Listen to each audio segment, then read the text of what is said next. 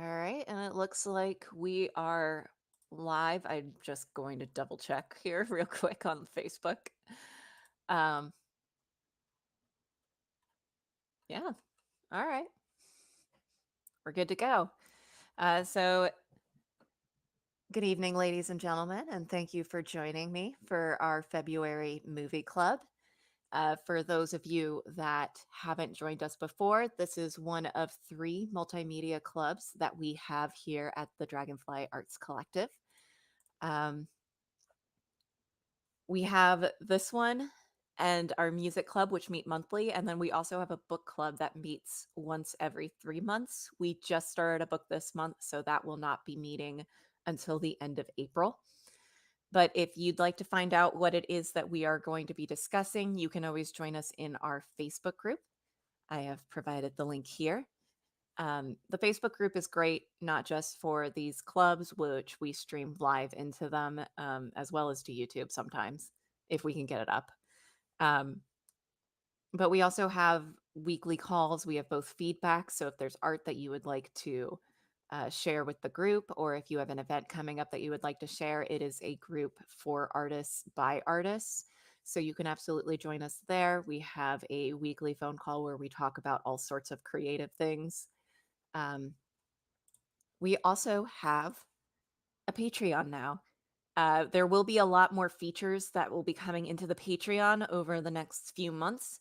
But as of right now, it is just a way for you to help support us as a collective. The money that goes through there, you can support us for as little as $2 a month. It helps us get together all of these calls as well as in-person meetups and other kinds of events that we run through the group.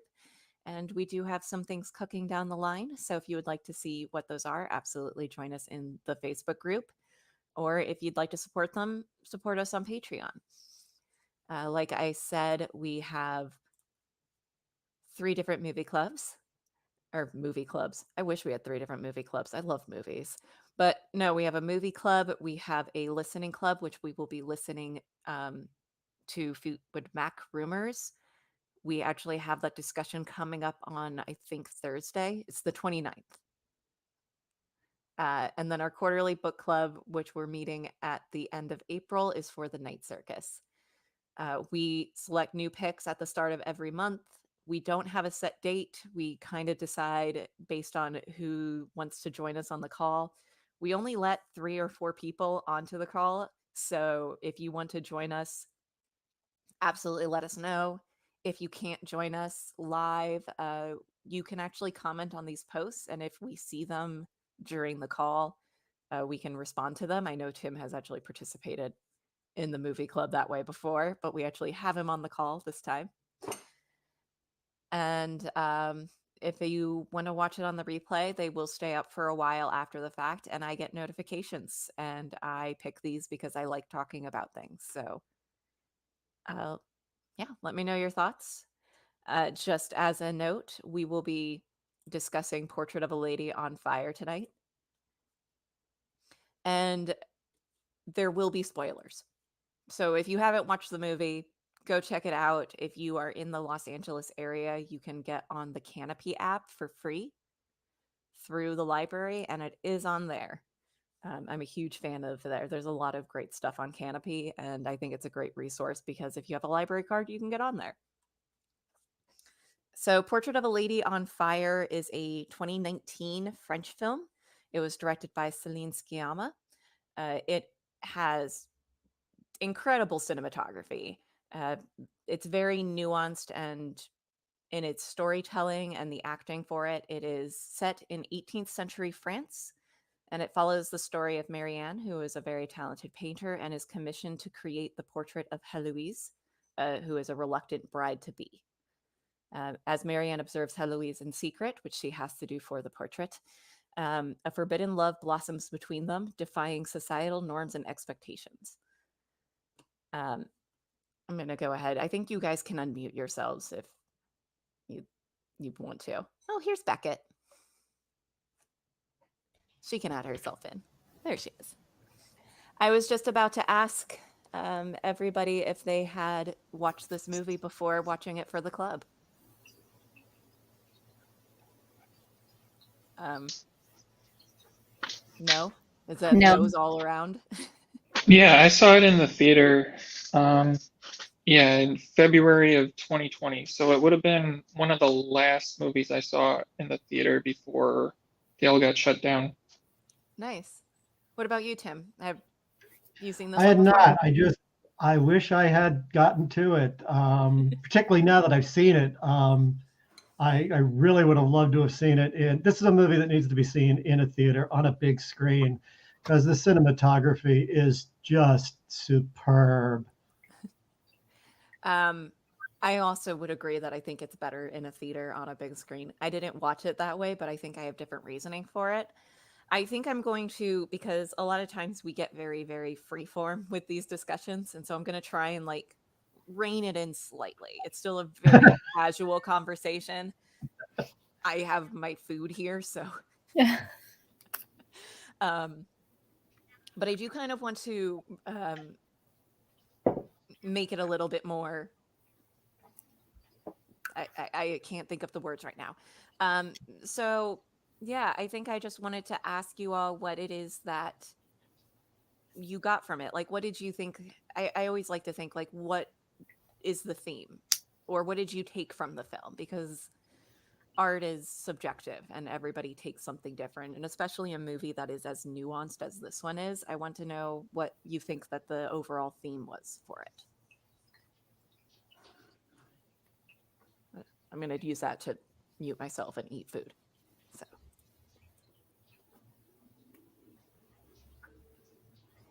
I mean, from my point of view, I feel like it's fairly obvious with this one. It's like, you know, love lost, and in a time period where, you know, forbidden love like this was forbidden. So Yeah, I think there might be a few different things going on. I should be upfront though and say I don't really like this one as much as critics and other people like it. Because, well, I can get into why later, but as for themes, I think one of the other things going on, which makes it a good pick for this club, is that it is about an artist kind of observing someone and trying to paint a portrait, and then the subject of that portrait sort of takes control of the artist in a way. And so there's that thing going on, and then there's they keep talking about Eurydice and Orpheus, and that kind of repeated phrase, "look back," or whatever they say. Like, and to be honest, I'm not an expert in like that myth of Orpheus and Eurydice, so I don't quite know the story behind it, but I think it sort of ties into the stuff about kind of an artist observing and like trying to capture someone's personality in a portrait and failing a bunch, and then sort of like trying over and over to paint this person and get the personality correct. So I think those are some of the things that I got from it. What about you, Tim? I have so many thoughts, but the thing that I just responded to is what Beckett said about forbidden love, and you know that idea occurred to me early on with the film because it feels like that's going to be a big part of it. But what made that seem not so much was the virtual absence of men in the film, which I think is great, but without it just seems like maybe that love is less forbidden because it's almost like this entire film takes place in a society of just women. We know that there are men in the world, we know that they exist, but in this place where this film takes place, there are no men living there. And so um, I, I guess the forbidden love thing kind of, I dispensed with that early on. Um, and it seemed like their initial reluctance to get involved was just the natural awkwardness that people have towards each other when they don't know if that other person likes them in the same way.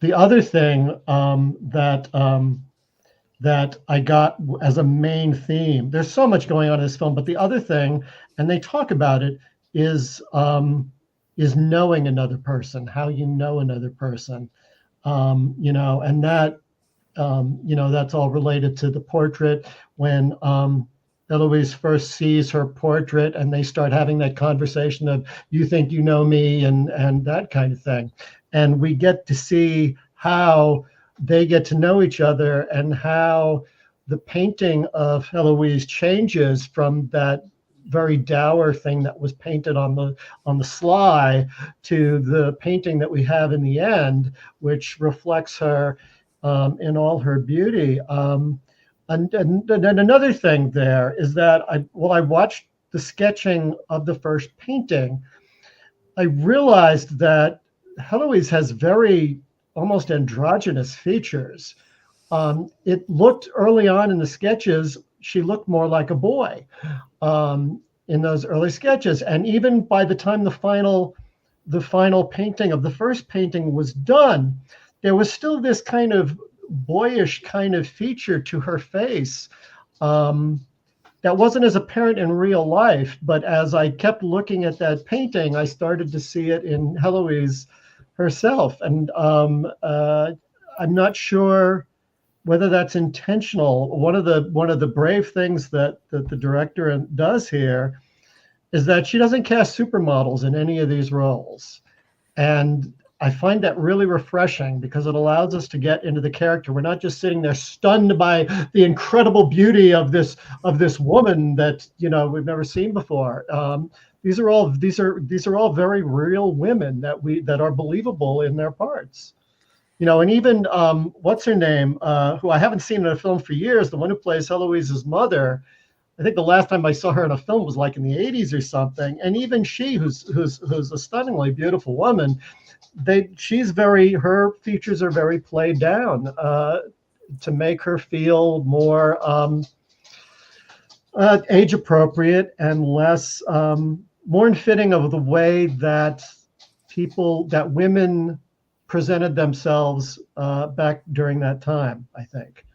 Yeah, I think that was a major factor in the final painting because remember in their first conversation, she was like, "Oh, this is how you see me. Like, this isn't me." And because it was an inauthentic portrayal of her, and then I forget the main character's name, but she was like explaining, well, there are guidelines and rules and, decorum that we have to follow when we're painting these kinds of portraits. And the final portrait totally defies all that because it paints her as she actually is and not as some idealized version of her like her mother's portrait, which doesn't really look like her. And all portraits of the time. That is pretty standard for all betrothal portraits of the time. Like you look at them and you see these beautiful women, but like they're like none of them looked like that. There was like a very specific way that you drew a collarbone. Mm-hmm. That was applied across the board. So the first painting that Marianne does is just that. It's just a normal standard betrothal photo. For me, I think my main takeaway from this is it definitely was how other people see you, like how being the watcher affects the relationship and how being watched affects the relationship. And I mean, I do know Orpheus and Eurydice. I've seen it so often recently, I think, in a lot of popular media that it's kind of just like ingrained in my head at this point. But even that is about being watched and watching. Eurydice spends the entire time going up, having to watch Orpheus while Orpheus doesn't see her at all. So for me, that was the main thing of this film was how, especially like how society perceives you versus like how you actually are. One of my favorite elements of this film was the fact that once the mother leaves, they are all like on the same level, despite the fact that you have the painter who is kind of an outside force, the person who is now like the highest ranking person in the house, Heloise, and then the maid. And there's even a scene in which Heloise cooks dinner and then gives wine to the maid, to Sophie. And they're all on equal playing field. And I just love the dynamic of it. And I also think that's why there are no men in there, is it's more like how society perceives you and how you're watched in society versus how you're watched in actuality. Yeah, I and then there's actually no I actually don't see this as like a romance at all. The romance is very, very backseat. The romance doesn't even feel like it's love. It feels like it's just the first occurrence that either of them have, like of feeling like themselves. well, yeah, because they're authentically themselves when they're with each other, which is what makes it an impactful love for the It's both of all them. very subtle. It's an incredibly subtle movie. Um, yeah. But yeah, I really liked that scene too. I was just sitting there thinking like, oh, she's the one making dinner. That's like the hierarchies be damned. They don't exist here. And it's interesting that they fall as soon as the mother leaves. Yeah, because the power structure is absent. So I loved Yeah. that I loved how it felt like they became a family, the three of them. And yet, Heloise keeps her distance emotionally. You see that when they're having her run on the beach, where Heloise just stands there upright, stiff, and Marianne, is that the painter? She keeps pushing the maid to keep going, trying to help her, and their relationship is a lot closer than the relationship with Heloise and the maid. Um, but yet it's almost like she's been taught this part to be that her role is to be distant from other women. I don't know, it's hard to tell because we don't see her involved with a lot of other characters than the ones we see here, but there's always a coolness in her relationships. The closest that we get to seeing warmth is when she and Miriam start to fall for each other. yeah, but then she does offer her hand when the maid finally falls. Yes.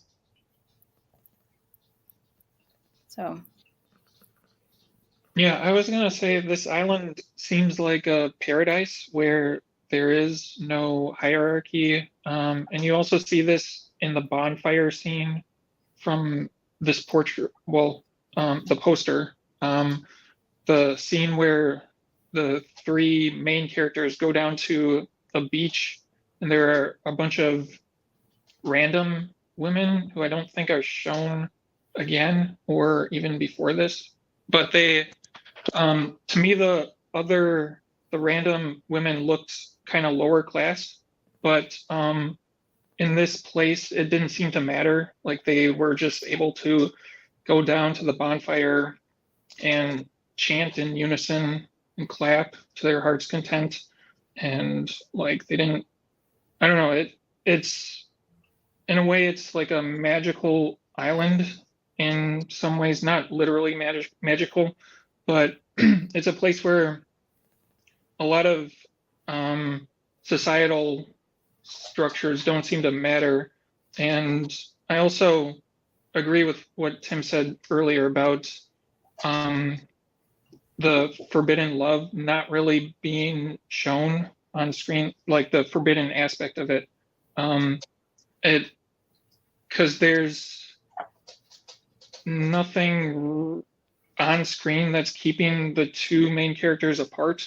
It's just this thing in the future that one of them has to go to Milan, or how do you pronounce it, Milan, to Milan. get married. Um, but other than that, there's not much conflict of any kind, other than maybe internal. But there's really not much external conflict, I would say.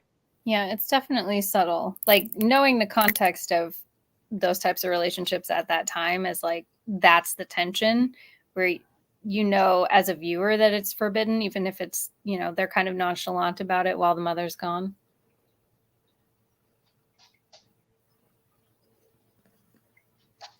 Sorry, I took a huge bite, but I also wanted to say, just from knowledge of that time, like Heloise came from a nunnery, which would have been a great place to be as a lesbian.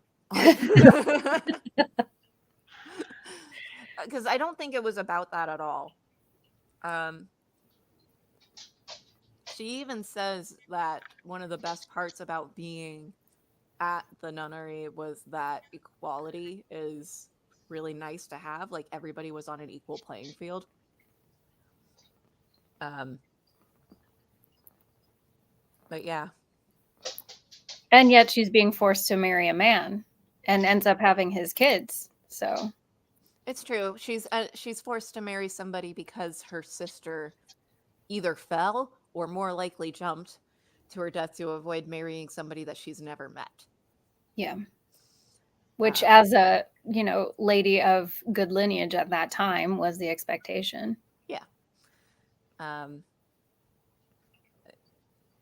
I think there was an interesting thing that I was reading when I was doing research on this one for Celine Sciamma. This is in stark contrast to the 2013 film. What is it called? Like The Warmest Blue. Blue is the warmest color? Yes. Blue is the warmest color. Yes. Thank you. Which was directed by a man and also has, a lesbian romance in it, but also has a 6-minute sex scene. Yeah. So, I haven't seen it, but I've heard that it's a little problematic in the portrayal. So it's a movie by a woman of the same persuasion, who wanted to just write something that it's very normalized. It's more normalized than any romance I've ever seen. It's not passionate. It's just it's there. Mm-hmm. And by the way, the actress who plays Heloise, the one on the poster here, is in a relationship with the director in real life. So there is kind of another parallel to real life that, like, trying to paint a portrait of this character is similar to the director. Like, I don't know, it's hard to explain, but like trying to portray her, this woman that she's actually in a relationship with. I had it on here because I've been trying to like find little bits and pieces to put on my slides as well. They broke up right before they started filming. And I was like, how weird of a dynamic that must have been. Yeah, how awkward. Well, we could talk about that when we talk about rumors on Thursday night. Yes. You have two couples in that band who broke up. We've got a theme this month, I guess. I usually accidentally create themes. Yeah. Well, maybe it's just that you can always find a connection between different arts. But in this case, the two of them are still very close, is my understanding of their relationship. They're still very close friends. That's very common in lesbian relationships. I want to also say that Valeria Golino, the person who portrayed the mother that Tim said he hadn't seen since the 80s, Ryan, my husband, watched this with me, and he was like, I know this actress from something. And then That's what I was doing. And he looked it up afterwards and he goes, she was the hot lady in Hot Shots.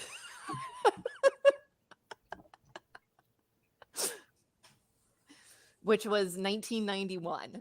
So yeah, he had a similar thing. I didn't know who she was. She was in Rain Man. She was, I think, Tom Cruise's girlfriend in Rain Man. Yeah. But yeah, so I gathered up some little tidbits and facts here. I wanted to make sure that we talked about the theme. Oh, big stretch. Just wants to participate. it's not a stretch unless you say big stretch. I know. Um, I wanted to talk about the theme first so that we weren't jumping all over the place, and like the story and like the actual storytelling about it. But before I went into the cinematography for this one, um, which is also stunning and very beautiful. And this isn't so much cinematography, but I did want to talk about the lack of a score, which is one impressive because like my entire life you turn off the sound for a movie and it has an entirely different vibe, and so to go through this entire movie where like there's no backing soundtrack, all of the music is from there, is so interesting to me because Heloise loves music but only gets to experience it as church music while she's in the nunnery. And then when she comes out, it's only when Marianne plays the piano and then the bonfire scene where all the women start singing, and I want to be invited to that bonfire where you just sing very loudly with your friends and then do drugs. And then at the end, which is an amazing scene. Mhm. I think my absolute favorite scene in the entire movie is just the long hold at the end. But those are the only times you get music. And It's I wanted interesting to that bring that up. I didn't even notice. And I just watched this movie today and it just totally like, because the sound design is actually very intricate in the film. So I totally didn't even register that there wasn't any soundtrack going on. So many filmmakers, and this is one of my one of the things that I complain about a lot is they either they just, since they've got a composer, they're going to use him or her, um, and they use music to support weaknesses in their own filmmaking, either in the script or the way they shoot in the film. So much music is just not necessary in film. One of the things, and I think that we see filmmakers doing this kind of thing a little bit more often now, because one of the things of Dogma 95 is you don't use non-diegetic music. All music has to be diegetic, has to come from somewhere within the scene. Um, and I just love that. And these two pieces of music are so stunning that I for a minute I thought I sat on the remote and I changed it over to 2001 because I hear something that sounds like Ligeti when they all start singing that one note, which is from the Kyrie in Ligeti's Requiem, and um, and then they go into that chant, that wonderful thing where first a pair of women start singing one line, and then later on a second pair of women start singing a completely different line, and you have all this wonderful polyphonic polyrhythmic thing going on, and then another group of women come in, so you have three separate lines going on at once along with the clapping. It just that's a stunning piece of music. I just really dug that.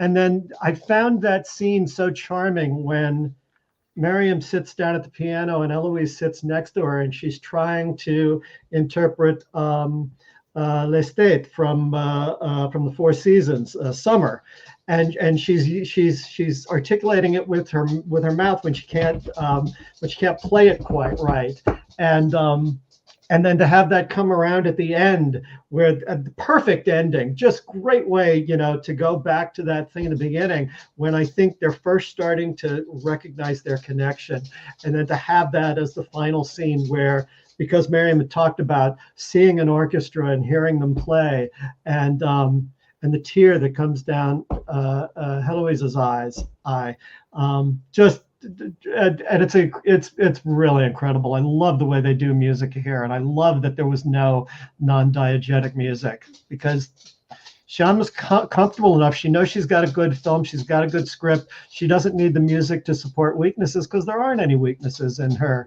narrative. I think it goes back to like the intricate sound design as well. Like you don't notice the lack of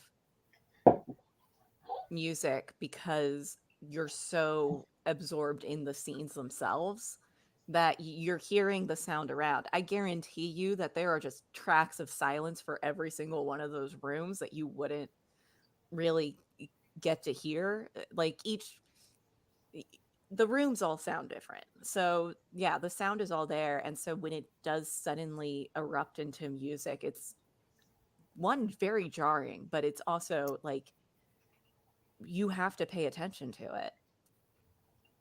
And it does. It fits for the characters really well. Earl, Yeah. when Miriam, I'm sorry, go ahead. I was just gonna say that it makes it a very impactful moment because you get that reference from before, and it's like expanded to the full orchestra. It's like it's captivating. Yeah. There is a moment early in the film when Miriam gets to her room and she sees the harpsichord there and she plays two notes. And that's literally the first time we hear anything resembling music is she I think it's one note or two note.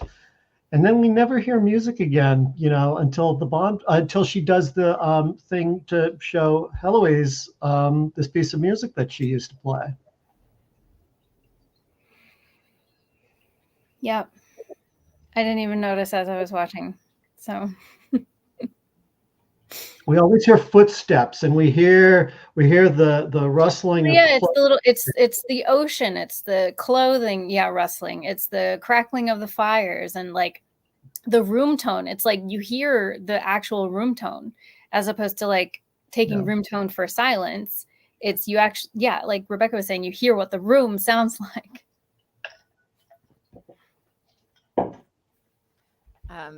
I will also fully admit that I am in the same camp as Derek here, where I have a lot of respect for this movie, but I don't think I particularly enjoyed it. Huh. I don't think I would ever watch it again. A lot of times when I finish a movie, like one of the first things that I do to like process it, because there's a lot of different ways to like something that's art or something, because there are some really, really bad movies that I love. Because they were enjoyable to watch. And then there are other movies that like had an entirely different effect on me. And so when I get to the end of it, I'm like, who would I recommend this movie to? And the thing is, I'm glad I watched it. I think it's an amazingly constructed movie. I have a lot of respect for what it's done and the pieces that went into it, but I don't think I enjoyed watching it. It was just extremely slow. Which is why I think that it deserves to be watched in a dark theater on a big screen, because the amount of times that I felt the urge to go do something else was very apparent watching it in my house. Interesting. See, I'm on the opposite end of that. I really enjoyed this movie. And I think that the underlying, because like I didn't even know it was a lesbian love story from the beginning. That's where I saw it going, like without even knowing that part of it. So I was like, oh, obviously they're gonna like each other.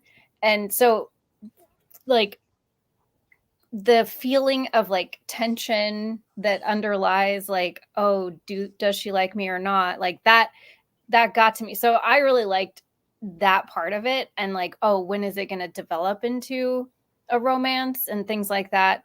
I don't know. I thought it was a very sweet romantic story. It was very uncomplicated, although, obviously they can't continue for obvious reasons. And that is a bit of a tension in the middle, but they get over that. So it's like, I don't know. I thought it was a very nice, sweet romance. Yeah, which is a valid point. I think it's important to also recognize when you don't like things, but also be able to like vocalize.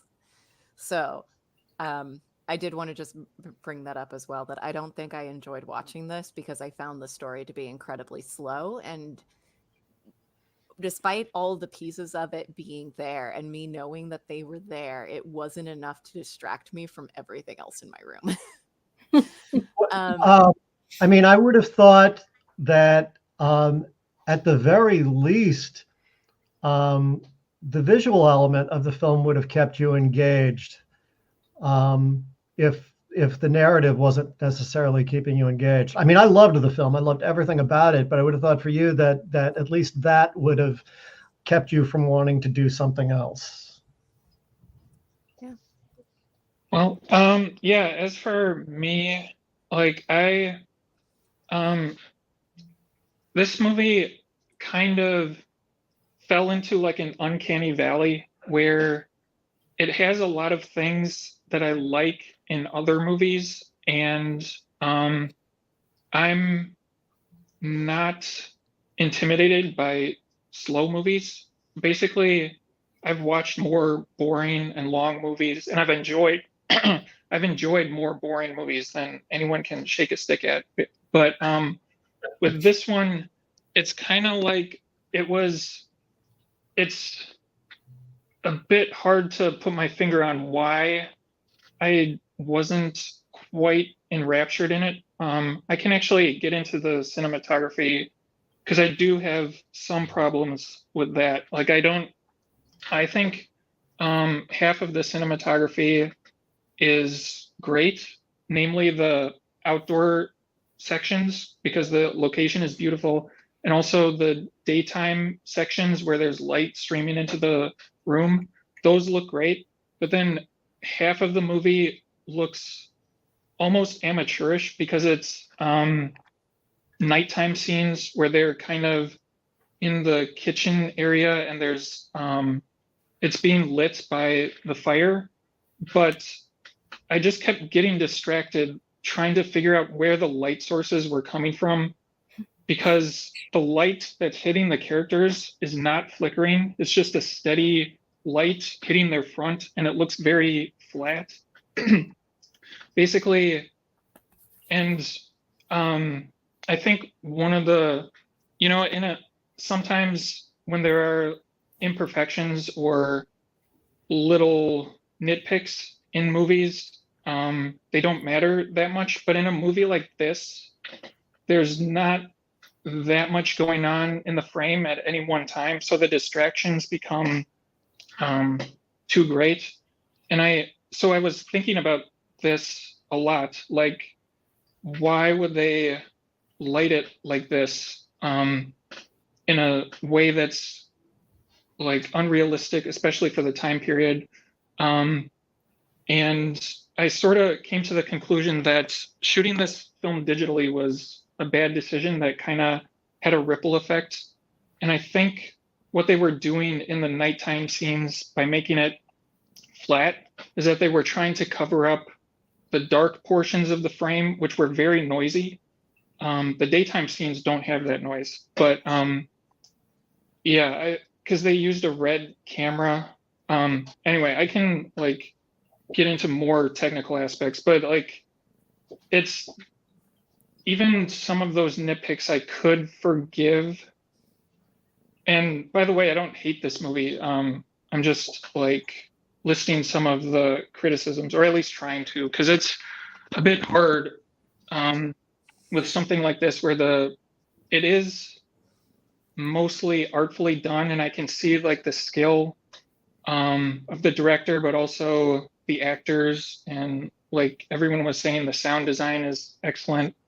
But it's just like in this uncanny valley where it is aiming for like European art house minimalism in a way, with like this emotional undercurrent underneath it all, but the technical aspects don't let it reach the height, for me at least, like of a Robert Bresson movie, or more modern French directors like Claire Denis has kind of a similar feeling of austerity, with big emotions at the end of the movie, especially in something like what's that one about the French Legion? Oh, Beau Travail. That one. So yeah, anyway, I was like, that was kind of going through my head of like comparing this to other movies and this one not quite measuring up. But anyway, yeah, that's like a few of my criticisms, I would say. I actually found the voice in my head of why it was, because I think it's right of like I have a lot of respect for this movie, and it's very it's a good movie. It's a well crafted movie.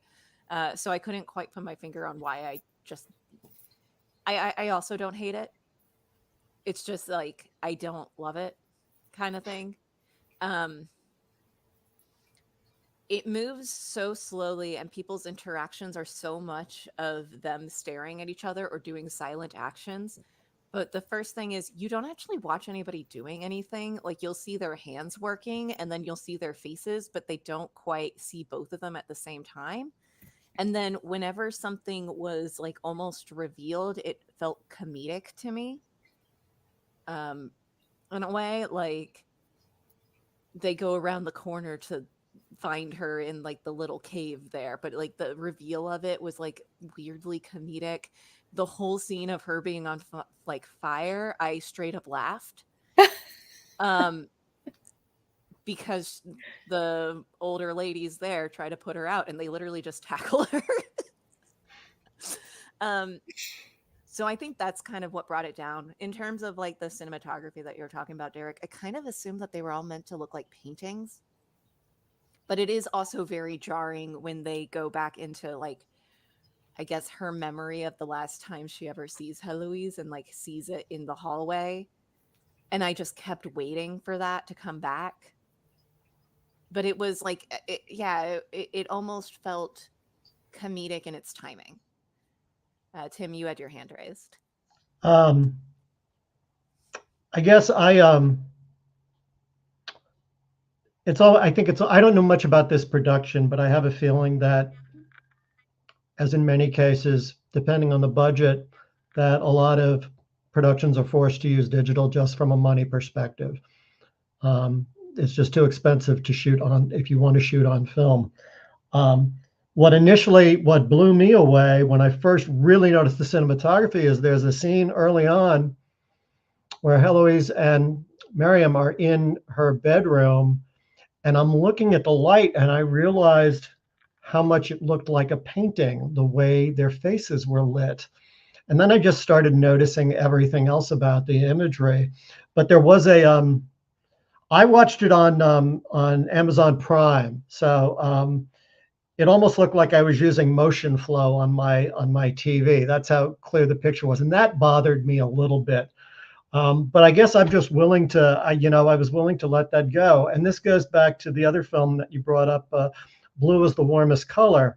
The thing that kept me engaged with this was that I loved the characters and I loved their story and I was rooting for them. And Blue is the Warmest Color, for all its problems, I fell in love with those two characters and I wanted everything to work out for them. And that's what made me love that film so much.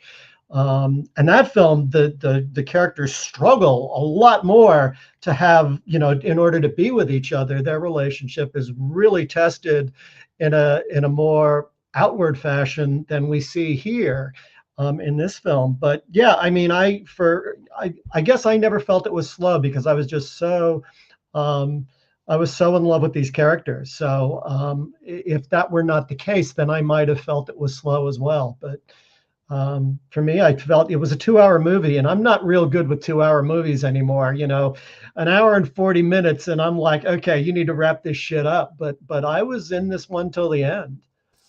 So you haven't seen any recent movies, is what I've learned from that statement. I look at how long they are, and I think about how I'm feeling on that evening or in that moment that I'm going to watch it, and I decide whether I want to sit for a 2-hour movie. And I'll do that for like old French films. I'll do it for Jean-Pierre Melville. I'll do it for Godard. But contemporary filmmakers, it has to be something. It has to be from a director I trust if I'm going to put my hands, put my head and heart in his or her hands for 2 friggin' hours. I got to trust them that they're going to give me something for that 2-hour expense. That's fair. I brought up this screen if you can see it on your computer because you were bringing up the budget and the way that it was shot. Oh my God. Look at that budget. Yeah, Tiny. that is a very small budget, but also the film was shot in 8K. because she wanted to capture a large dynamic range of colors and for the film to Sure. feel contemporary, whereas 35 millimeter felt too timeless. And I think, yeah, I disagree with that statement. I think it could have been. Yeah, I did notice, and I part of the reason why I think it didn't feel long to me, and why I need to go back and watch it again, is because I was multitasking while I was watching it. So I know, I was very backed up on work this weekend, but uh, yeah, I did. Even with all of that being said, I did notice the graininess in the darks, and I would have liked to have seen the colors a little bit more inky, especially in those dark moments. Yeah, I don't know. So maybe Rebecca's right. It was the wrong call to shoot the way that it was shot. I mean, not for the color scenes, obviously. For the landscapes, it was beautiful, but It just feels weird to pose all of your characters and make a conscious lighting decision, or what I think is a conscious lighting decision, to make it look like a painting and then decide to shoot it in 8K to make it look contemporary. It feels like a weird choice. mhm. Um, but I yeah. just, Yeah. I'm thinking about the scene that I first really noticed cinematography, and you know, maybe the way to go would have been to shoot both digital and 35, depending on what the scene was. Maybe for those dark scenes, to shoot in 35 millimeter, because I don't think what I saw in that first scene, the contrast ratio that I was very aware of because of the colors in that scene where they're two faces, and they're both one shots. Um, I don't think I would have seen that degree of color range in those faces in a 35 millimeter shot. The gradations were so fine between the highlights on their skin, and as the color came to the skin as it went to the shadow side. I think that was the right call. I don't think 35 millimeter would have captured that. I'm not even sure 2K would have captured that. So I wonder if maybe if you could edit it and make and nothing's impossible anymore. I think it would have been possible to use two different, to use digital and then use 35 millimeter stock, and then get them to seem seamless during the editing process, and the color timing on the film side. Yeah, possibly. I mean, with that budget, maybe not. Yeah, that's I'm sure I would have thought it was even more than that. I'm shocked that she made that film on that budget. That's incredible. I mean, it's a very small cast, very limited locational space. So a lot of that money probably went into, I imagine it also didn't have a large crew. Most of the scenes were single camera. So it's tight. That is a tight budget where you are calling in a bunch of favors. But I think Celine Sciamma has those favors to call in. Um, Whenever low budget films come up and we talk about doing what you can with what you have, I always go back to John Carpenter's Assault on Precinct 13, which he made in the mid 70s for $100,000. Now, even in that time, that was extremely low. And yet, Carpenter is such a great filmmaker, even at that point. I think that's his first major feature. Every dollar of that budget is on the screen. He planned to make his film around that budget and succeeded in creating something just remarkable for $100,000. And I just, 4.86 million euros. That's just to come up. That film should not look anywhere near that good for that low budget. For all its perceived flaws by whoever's criticizing, I just think it looks phenomenal for that amount of money. I'll shut up now. I was waiting to see if Derek had any input because I think he has more knowledge on what would go into a budget than that. Um, so we Yeah. are quite rapidly coming up to um, time. um, so is there anything like very specific that anybody wanted to call out on this film?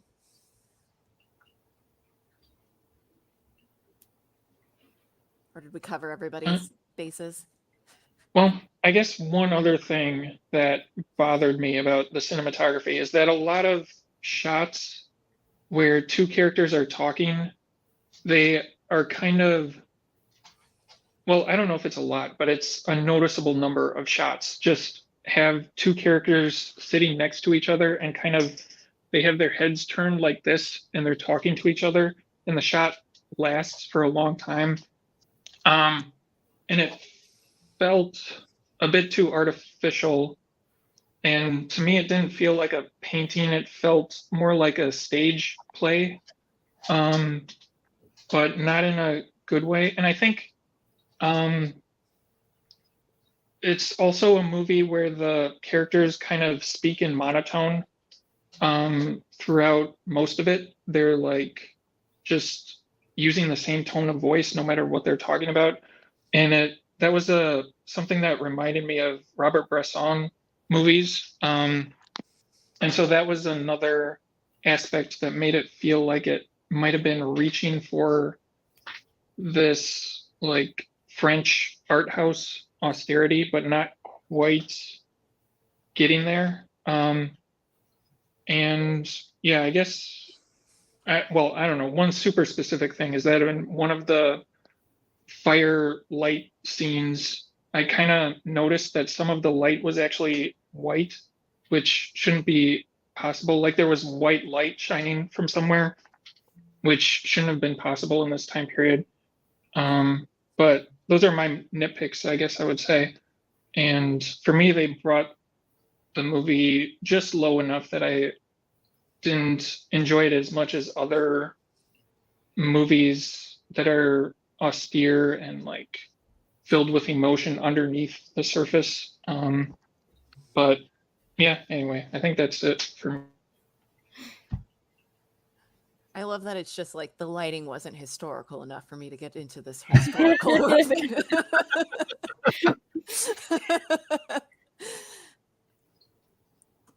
Yeah, I think the monotone aspect that he brings up, it's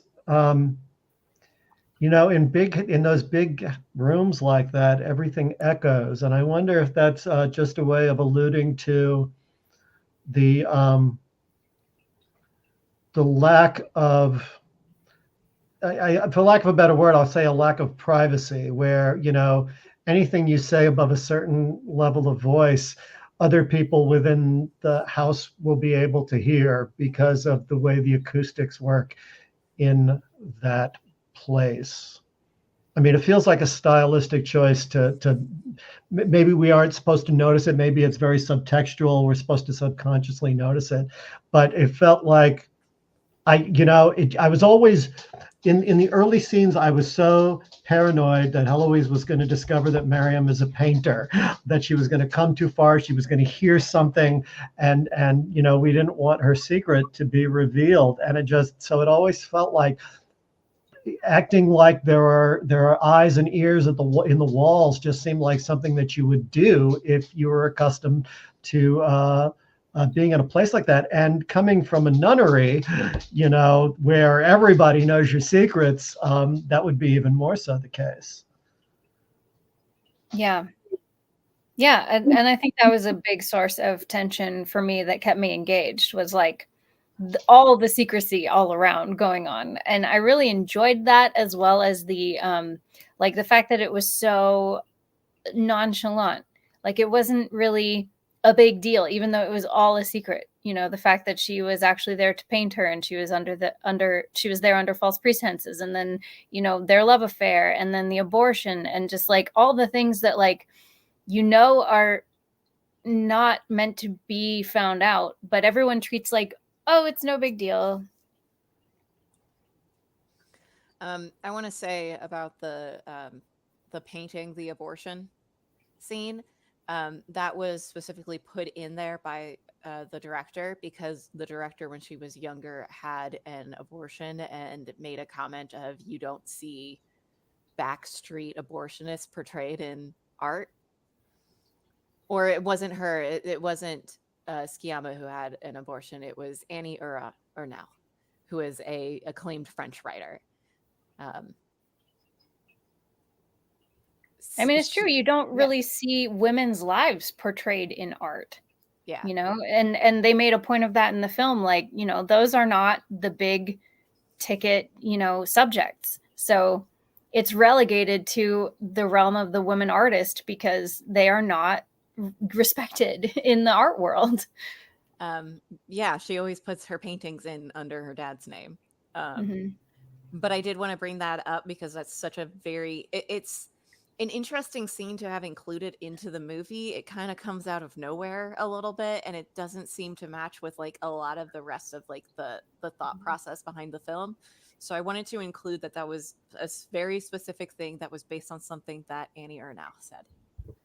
And I really appreciated that moment too, because it felt not only like the film itself was trying to say something about that, but also like I could see where Eloise was coming from in wanting to do that. Like she was very engaged at the process while they were at the midwife's house, and then when they got back, she was just engrossed in this idea, and you could see it like cooking in her head.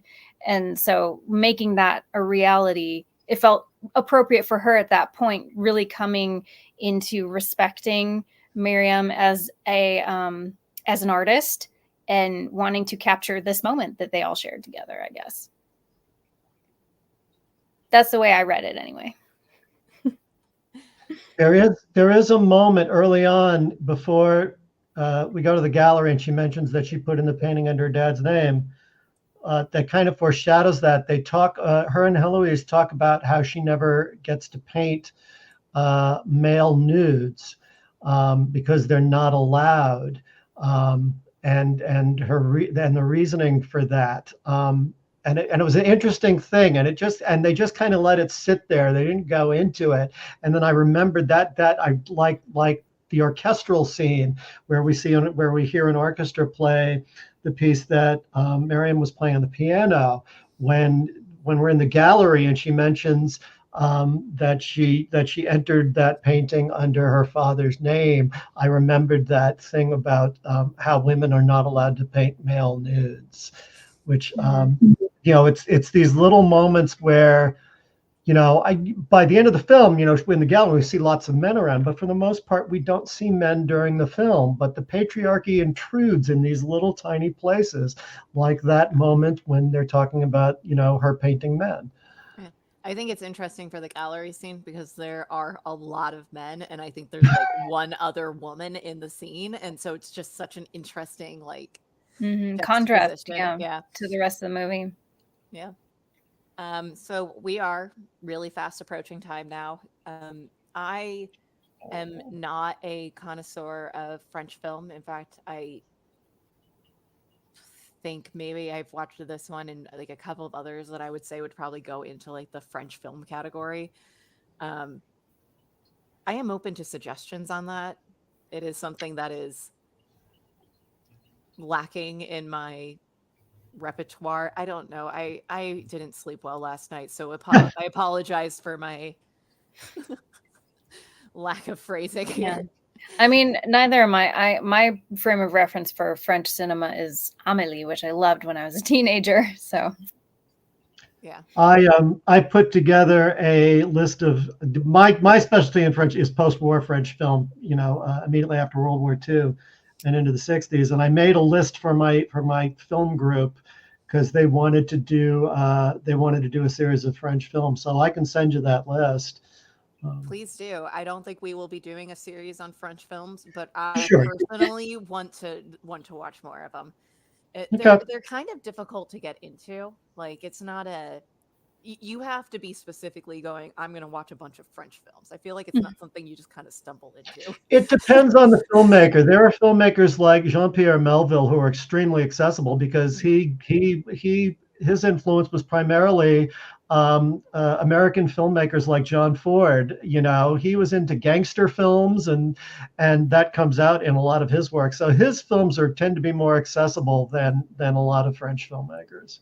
Yeah, most of my reference for French culture comes from the fact that I grew up with Russian culture, and they are weirdly intrinsically linked. Um, so I Well, don't have a lot of things, especially after World War II. nothing in French film will you find cryptic when compared to a film by Tarkovsky.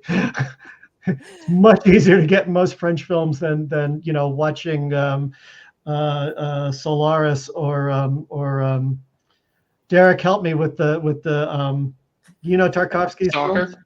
Yeah. Thank you, Stalker. Yeah, you have to do a lot of work before you attempt Stalker. Yeah, so I would definitely be looking for that list. Any final Right. thoughts before we leave for the evening? I loved this film. I hope we do more like it. I hope so too. So I will be putting out the next release on the 1st, which I believe is Friday. And I hope everybody can join me for the next conversation. Look forward to it. Good night, everyone. Good night.